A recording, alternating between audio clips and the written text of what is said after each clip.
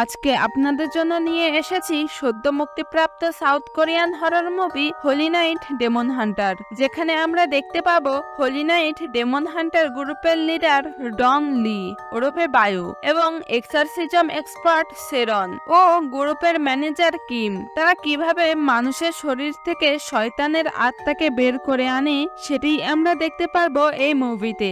এবং সেরন যে একজন এক্সারসিজম এক্সপার্ট, তিনি এক্সারসিজম এর মাধ্যমে মানুষের শরীর থেকে শয়তানের আত্মাকে বের করে আনতে পারে খুব সহজেই। এবং একটি রহস্যময় ডেমনিক গ্রুপ যারা সুজি এবং ইয়ংসু এর উপর ডেমনিক কার্যকলাপ করেছিল। এই অবস্থায় Holy Night Demon Hunter team কি পারবে ইয়ংসুকে শয়তানের হাত থেকে বাঁচাতে, এবং হোলি নাইট টিম কি পারবে এই অদ্ভুত রহস্যময় গ্রুপকে ধ্বংস করে শহরকে বাঁচাতে? মুভির শুরুতেই জং উ নামে এক সাইকো আর্টিস্টকে দেখানো হয় যে তার ভিডিওতে এক পেশেন্ট ইয়ংসু এর ব্যাপারে বলছিল।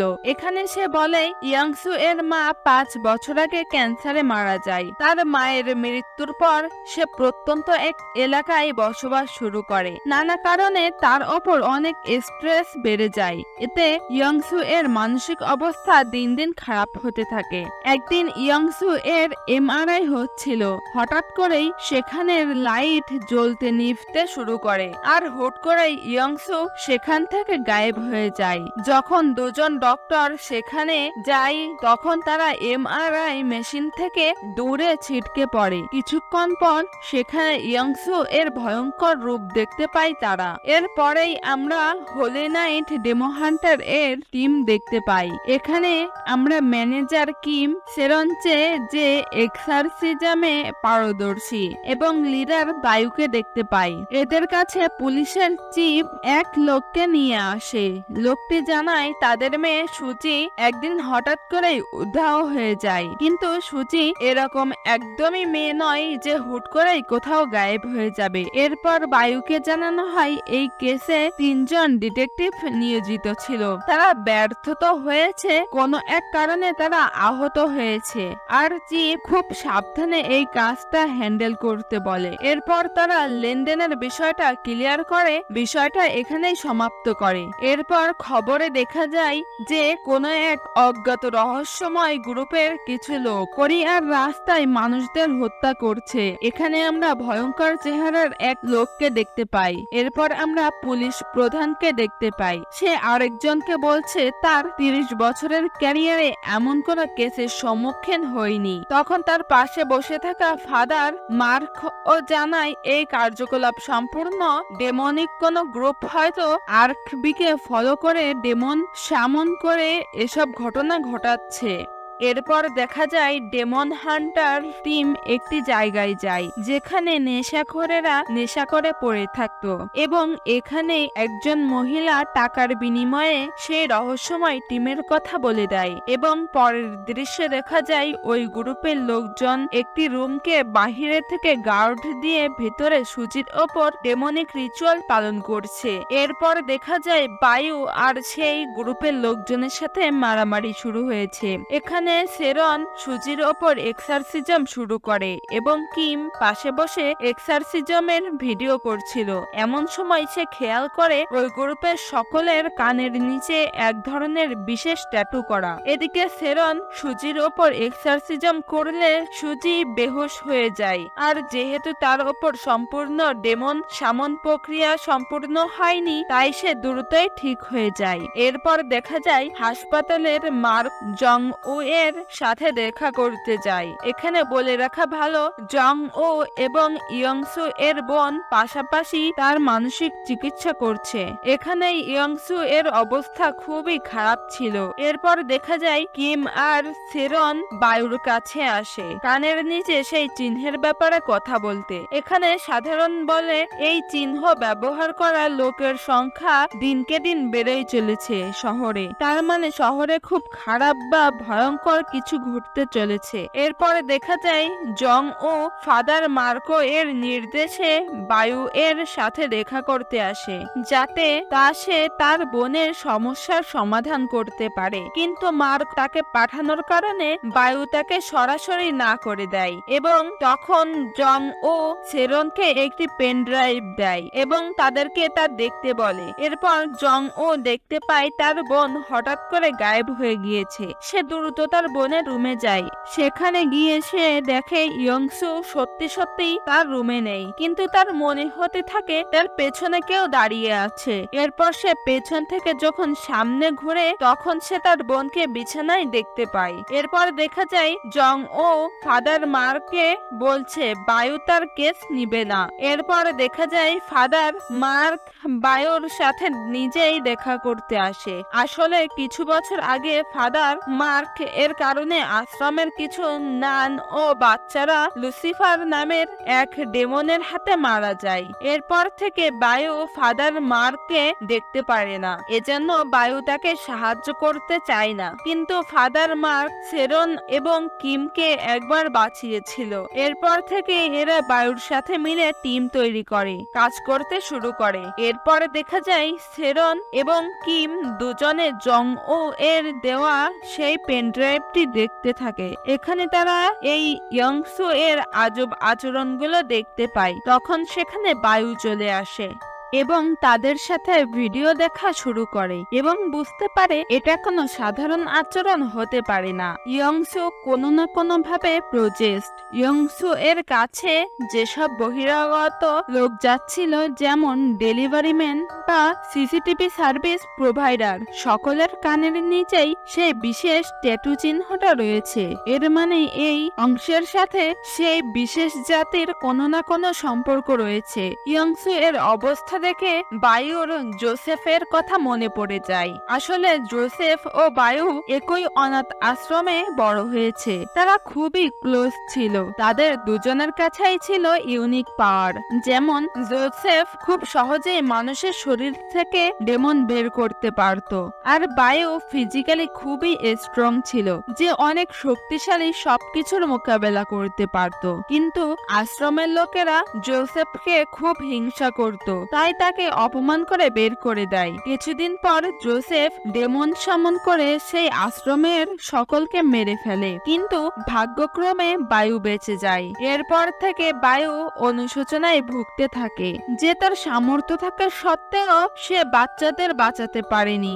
এরপর থেকে বায়ু জোসেফকে মারার জন্য তাকে খুঁজতে থাকে, কিন্তু জোসেফ সেখান থেকে গায়েব হয়ে যায়। তার খবর শুধু ফাদার মার্ক জানতো, কিন্তু সে তা বায়ুকে বলেনি। আর এই কারণেই বায়ু ফাদার মার্ককে ঘৃণা করে আর জং ও এর কেস নিবে না বলে মানা করে দেয়। কিন্তু সেই ইয়ংসু এর অবস্থা দেখে এই কেসটি নিবে বলে জানায়। এরপর সে জং ওকে কল দেয় এবং জানায় এই গ্রুপের সদস্যরা সবসময় ইয়ংসু এর আশেপাশেই থাকে আর এদের সকলকে বিশপ বলে, যারা এই গ্রুপটিকে নিয়ন্ত্রণ করছে। আর এরা সকলেই আর্য বিশপের অনুসারী। এই বিশপের বডি মানুষের মতো হলেও সোল অনেকটা ডেমনারি বলা হয়, মানে তারা সোলকে ডেমনের কাছে স্যাক্রিফাইস করে ডেমনের থেকে ইউনিক পাওয়ার নিয়েছে। আর তারা ইয়ংসু এর মতো পিওর সোলের মানুষদের খুঁজতে থাকে, যাতে তারা খুব শক্তিশালী ডেমন সামন করে এভিল দুনিয়া তৈরি করতে পারে। এরপর তারা তিনজন ইয়ংসু এর সাথে দেখা করে। এখানে সেরন এক্সারসিজম শুরু করে। এখানে সেরনের সাথে ডেমন কথা বলতে থাকে। ইয়ংসু এর মধ্যে থাকা ডেমন দেওয়ালের সাথে ঝুলে পড়ে, তখন বাহিরে থেকে ধরে বিছানায় শুইয়ে দেয়। এদিকে সেরন মন্ত্র পড়া থামায় না। এক পর্যায়ে ইয়ংসু এর মধ্যে থাকা ডেমন তাদের চারজনকে ছিটকে ফেলে দেয় এবং হুট করেই সেখান থেকে গায়েব হয়ে যায়। এরপর তারা সিসিটিভিতে দেখতে পায় যে সেই ডেমন হাসপাতালের বাহিরে চলে গিয়েছে। এরপর তারা দেখতে পায় ইয়ংসু রাস্তার মাঝে দাঁড়িয়ে থাকতে থাকতে অজ্ঞান হয়ে যায়। এতে তারা বুঝতে পারে এই ইয়ংসুর মধ্যে থাকা ডেমন তাকে খুব খারাপভাবে ঘায়েল করে ফেলেছে। এখানে সেরন বুঝতে পারে না তার মধ্যে কোনো ডেমন বাসা বেঁধেছে, তাই তারা সিদ্ধান্ত নেয় যে তারা সেখানে যাবে যেখান থেকে এই সমস্যার শুরু হয়েছে, মানে তারা ইয়ংসুর বাড়িতে যায়। তারপর তারা সেখানে সব জায়গায় সিসিটিভি লাগিয়ে দেয় এবং ঘরের সকল এন্ট্রি ব্লক করে দেয়। দৃশ্য পরিবর্তন হয় এবং ইয়ংসুকে এক্সারসিজমের জন্য চেয়ারে বসিয়ে দেয় এবং জং ও ইয়ংসু এর হেলথ কন্ডিশন চেক করার জন্য প্রস্তুত হয়। এরপর সেরন এক্সারসিজম শুরু করে। এক পর্যায়ে পুরো ঘর অন্ধকার হয়ে যায়। তখন তারা বুঝতে পারে এখানে খুব বড় রকমের ঘাবলা আছে, তাই সে বাহিরে যায় চেক করতে এবং সে দেখতে পায় সেই রহস্যময় গ্রুপের মেম্বাররা লুকিয়ে আছে। এতে বায়ু তাদের মারতে থাকে। দৃশ্য পরিবর্তন হয় এবং অনেক চেষ্টার পরও সেরন ডেমনের নাম বা ডিটেলস সম্পর্কে কিছুই জানতে পারে না। উল্টো সেই ডেমন সেরনের হাত জ্বালিয়ে দেয়। সেই ডেমন সেরনের আরো ক্ষতি করতে চায়, কিন্তু কোনোভাবেই পবিত্র লবণের গণ্ডি পার করতে পারে না। এখানে ডেমন সেরনকে অনন্ত পাওয়ার এর অফার দেয়, কিন্তু সেরন তা না করে দেয়।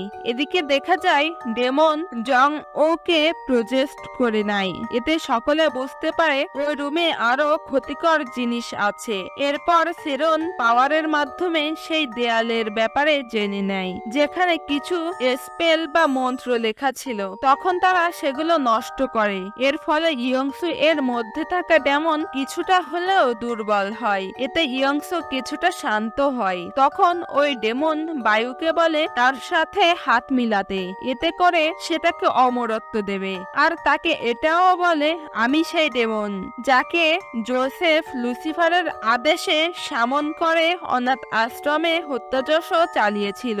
এতে বায়ু প্রচন্ড রেগে যায় এবং ইয়ংসু এর গলা চেপে ধরে। এখানে সবাই বায়ুকে ঠান্ডা করে, কারণ বায়ু যদি চড়া হয় তাহলে এখানে ক্ষতিটা ইয়ংসু এর হবে, ওই ডেমনের কিছুই হবে না।